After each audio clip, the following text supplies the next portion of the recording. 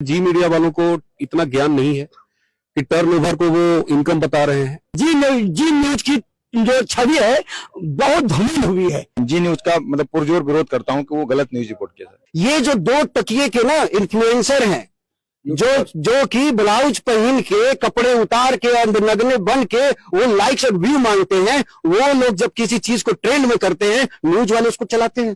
ये शर्म नहीं आता उनको है। जी न्यूज को भी कहना पड़ेगा कि अगर हिंदुस्तान को कोई बदल सकता है तो वो आरसीएम बदल सकता है।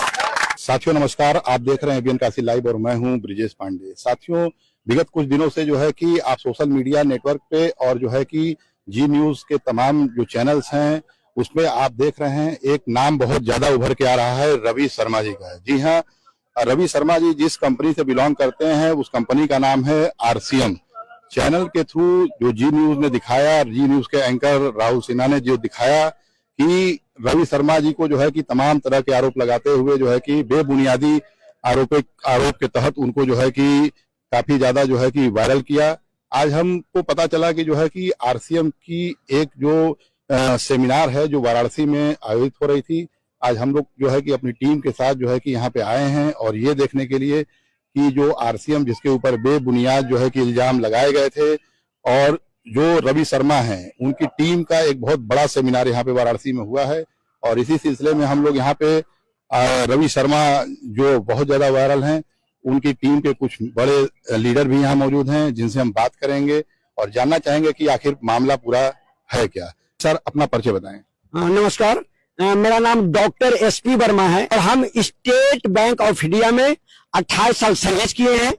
आपके उत्तर प्रदेश में स्टेट बैंक ऑफ इंडिया की पांच बड़ी ब्रांच में ब्रांच मैनेजर, चीफ मैनेजर रहे हैं।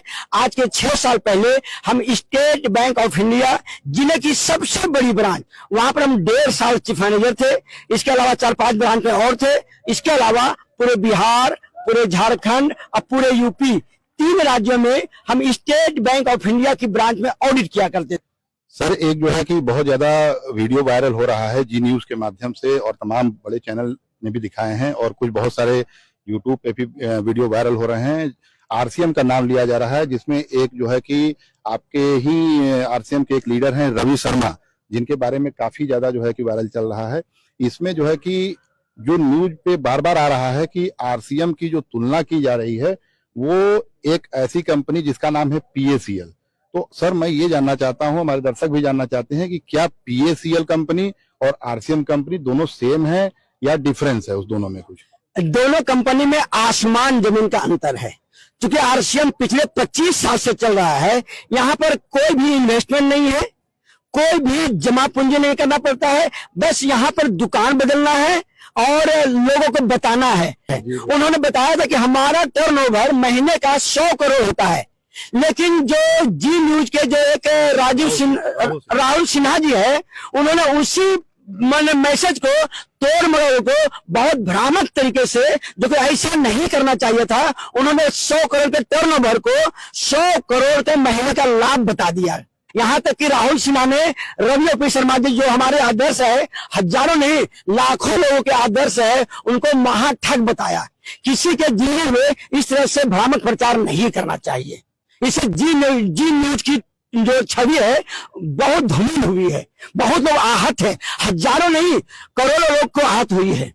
क्योंकि उस वीडियो को जो राहुल सिन्हा सर ने दिखाया था, उस वीडियो केवल आरसीएम के नहीं बल्कि हमारे देश के कम से कम 2 करोड़ लोग जो है उसमें काफी लोग देखे हैं और सभी लोगों ने इसको निराधार, आधारहीन, तथ्यहीन और भ्रामक बताया है। हम तो यही सलाह देंगे राहुल सिन्हा सर को कि एक बार आप रवि शर्मा सर से मिल करके और इस बात को उजागर कीजिए, अपने जो भ्रामक प्रचार किए हैं उनसे माफी मांगे। शर्मा के ऊपर आरोप लगाया गया वो निराधार है, गलत है। और जो बताया गया था कि 120 करोड़ 100 करोड़ जो 100 करोड़ जो बताया गया था उनका इनकम नहीं, उनका टर्नओवर है। रवि शर्मा सर के ऊपर जो आरोप लगाया गया है वो सरासर गलत है और बेबुनियादी बातें बना के उसे तोड़ मरोड़ के बताया गया। सबको नमस्कार, अरविंद गुप्ता चंदौली से हूँ। और साथियों, अभी जिस विषय पे चर्चा हो रही है, अभी डायरेक्ट सेलिंग की जो बातचीत हो रही है, जिस चीज को लेकर जी न्यूज में बहुत ज्यादा अभी मतलब गलत न्यूज चलाया गया, फेक न्यूज चलाया गया, उस पर मैं यही कहना चाहूंगा कि इतनी बड़ी एक जी न्यूज, पूरे अंतर्राष्ट्रीय स्तर की जी न्यूज कंपनी को कोई भी तथ्यों को पूरे भारतवर्ष के सामने नहीं, पूरी दुनिया के सामने आप रख रहे हैं, तो कहीं ना कहीं सही तथ्यों की जानकारी, आंकड़े जरूर इकट्ठा करने चाहिए थे। कहीं ना कहीं पूरी जानकारी के बिना ये चीज रखी गई और जो बिल्कुल ही निराधार है, और इससे जी न्यूज का मतलब पुरजोर विरोध करता हूँ कि वो गलत न्यूज रिपोर्ट किया जाए। जो भी देखिए न्यूज आई है, पहले मेरा मानना है कि जी न्यूज ने ऐसा न्यूज दिखाया, पहले तो ये सोचनी बात है कि इतनी गंभीर बात बिना रिसर्च के कैसे वो कर दी। अभी जैसा कि आपने बहुत सारे साथियों को सुना जो है कि जो रवि शर्मा की टीम से हैं, और एक बहुत बड़ा सेमिनार वाराणसी में आयोजित हो रहा था। अभी हमारे साथ कुछ और भी सीनियर लेवल के जो है कि साथी मौजूद हैं। आइए इनसे बात करते हैं। रवि शर्मा जी के ऊपर जो लगे आरोप हैं उनके बारे में क्या कहना चाह रहे हैं और क्या इनका स्पष्टीकरण है और किस प्रकार से जो है कि उसको देख रहे हैं। सर, अपना परिचय बताएं। My self Dharmendra Kumar from Varanasi. मैं यूनियन बैंक ऑफ इंडिया में मैंने जॉब किया 12 साल, और जॉब करते हुए मैं पार्ट टाइम में आरसीएम किया। 2 साल पार्ट टाइम किया, फिर 2 साल छुट्टी लेके किया, और 4 साल के बाद हमने यूनियन बैंक को टाटा कर दिया, बाय बाय कर दिया, रिजाइन कर दिया। आज मैं फुल टाइम कर रहा हूँ। टोटल 20 साल हो गए हमें आरसीएम करते। क्या जी मीडिया वालों को इतना ज्ञान नहीं है कि टर्नओवर को वो इनकम बता रहे हैं, और सीधा सा प्रोपेगेंडा है। ये डायरेक्ट सेलिंग इंडस्ट्री के खिलाफ एक साजिश रची जा रही है। लाखों हिंदुस्तान के जो बेरोजगार युवा हैं, जिनको सरकार रोजगार नहीं दे सकती, जिनको सरकार उनको रोजगार के लायक नहीं समझती, आज उनको एक डायरेक्ट सेलिंग इंडस्ट्री अपने अंदर समाहित कर चुकी है, उनको एक प्लेटफॉर्म दे चुकी है, एक बहुत बड़ी अपॉर्चुनिटी है। और कहीं ना कहीं ये जो बड़ी जो कॉर्पोरेट घराने हैं, जो बड़े बड़े हब हैं व्यापार के, ये सारे के सारे घबरा गए हैं। डायरेक्ट सेलिंग इंडस्ट्री जो इस तरीके से भारत में बढ़ रही है, और गवर्नमेंट ऑफ इंडिया, मोदी सरकार ने जिस तरीके से डायरेक्ट सेलिंग को एक लीगल उसको प्लेटफॉर्म दिया है, डायरेक्ट सेलिंग इंडस्ट्री को बाकायदा लेजिस्लेशन के द्वारा उसको पारित किया गया, और डायरेक्ट सेलिंग इंडस्ट्री को पहली बार संविधान में उसको चीट फंड एक्ट से अलग किया गया, और ये बताया गया कि नहीं, एक बिजनेस अपॉर्चुनिटी है, एक बिजनेस एक प्लेटफॉर्म है। सर, मैं 1 मिनट आपको रोकना चाहूंगा। मैं ये पूछना चाहता हूँ, जैसे अभी आपने नाम लिया चीट फंड का, तो ये पीएसीएल केस से बार बार कंपेयर किया जा रहा है। न्यूज में मैंने भी देखा था और तमाम लोग देखे थे, उसमें बार बार जो है कि पीएसीएल से कंपेरिजन किया जा रहा था। तो क्या जो चीट फंड का आपने नाम लिया, ये पीएसीएल चीट फंड से रिलेटेड है या आरसीएम से रिलेटेड है? मेरा कहने का मतलब सिर्फ ये है कि क्या पीएसीएल और आरसीएम दोनों सेम कंपनी है या फिर दोनों डिफरेंट कंपनी है? देखिए, पहले डायरेक्ट सेलिंग और मल्टी लेवल मार्केटिंग, इन दोनों के नेचर को समझिए। मल्टी लेवल मार्केटिंग एक चेन मार्केटिंग होता है, एक चेन बना करके, एक नेटवर्क बना के काम किया जाता है। पीएससीएल एक डिपॉजिट स्कीम होती थी, एक फाइनेंशियल इंस्टीट्यूशन था, वहां पे मनी को डबल करने की प्रलोभन दिया जाता था, निवेश कराया जाता था जनता से, और उसमें एक नेटवर्क बना करके मनी सर्कुलेशन उसमें होती थी। बहुत पिरामिड स्कीम चलते थे और बहुत तरह के लोगों को प्रलोभन दिया जाता था। बट डायरेक्ट सेलिंग क्या है कि कोई भी कंपनी जब प्रोडक्ट बनाती है तो वो प्रोडक्ट को मार्केट एंड जो हमारा कस्टमर है वहां तक लाने के लिए बीच में बहुत सारे चैनल होते हैं। तो डायरेक्ट सेलिंग का मतलब होता है कि डायरेक्ट कंपनी से प्रोडक्ट हम अपने हाथों में लेते हैं और हम एक ग्रुप बनाते हैं, नेटवर्क बनाते हैं, और उसके थ्रू हम घर घर में पहुंचाते हैं। तो दोनों का जो तरीका है वो बिल्कुल अलग है। एक चीट फंड एक्ट में सरकार ने डाला कि नहीं, इस तरह के जो फाइनेंशियल इंस्टीट्यूशन चल रहे हैं ये कहीं ना कहीं बहुत बड़ा धोखा है, बहुत बड़ी साजिश है, और सरकार ने उसको चीट फंड एक्ट के तहत उसको बैन किया।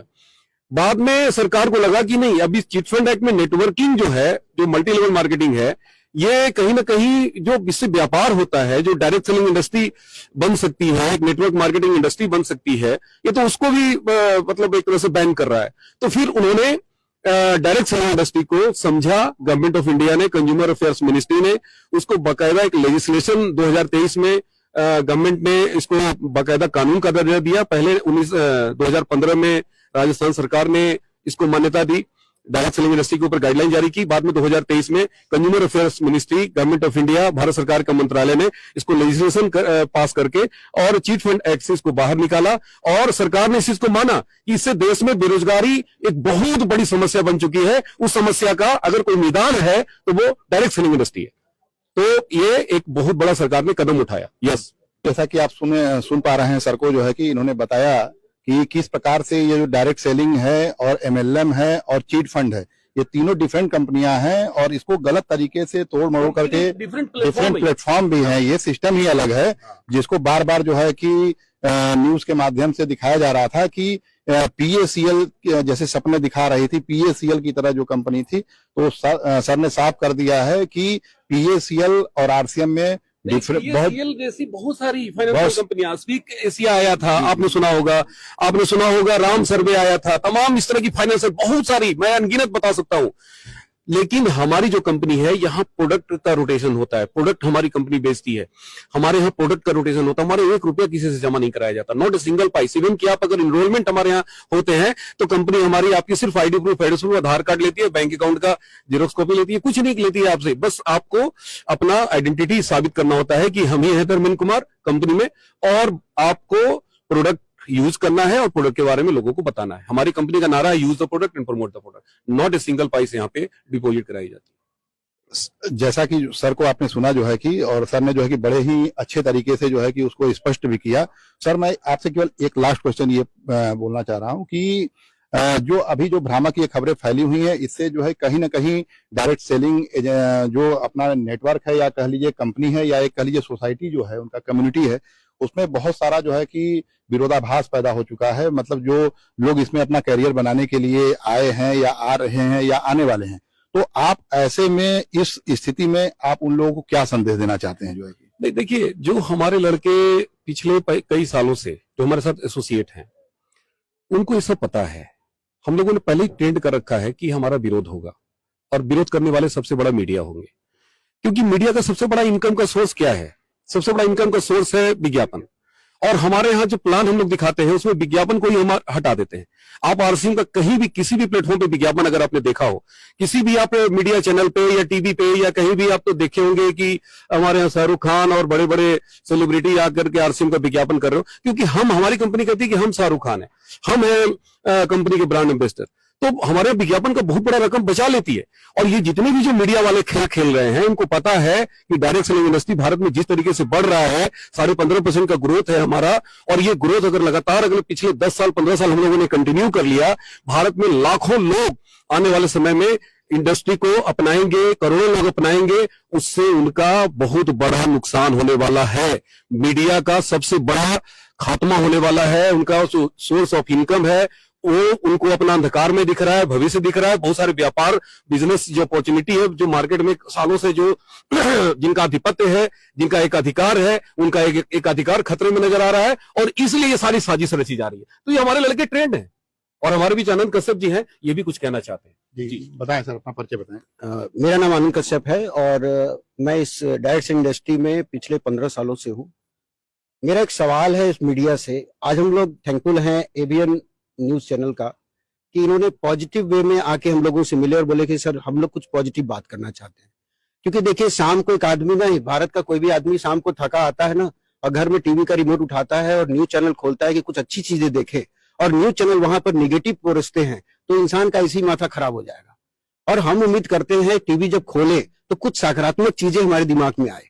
हम भी बहुत सारे न्यूज चैनल हैं, उन चैनलों को खोल के देखा करते थे, और जब अच्छी चीजें खबर आती तो इंसान जोश से भर जाता है। लेकिन वहीं पर जब आप रोजगार की बात नहीं करेंगे, बल्कि जो लोग रोजगार दे रहे हैं उनका मजाक उड़ाएंगे, तो वहां पर कहीं ना कहीं दिल आहत होता है और लोगों को लगता है कि भाई रिमोट उठाओ और चैनल बदल दो। तो हम लोग वही चैनल देखेंगे जो सकारात्मक न्यूज को हमारे बीच में दिखाएंगे, और हर आदमी यही चाहता है कि कुछ अच्छा देखें।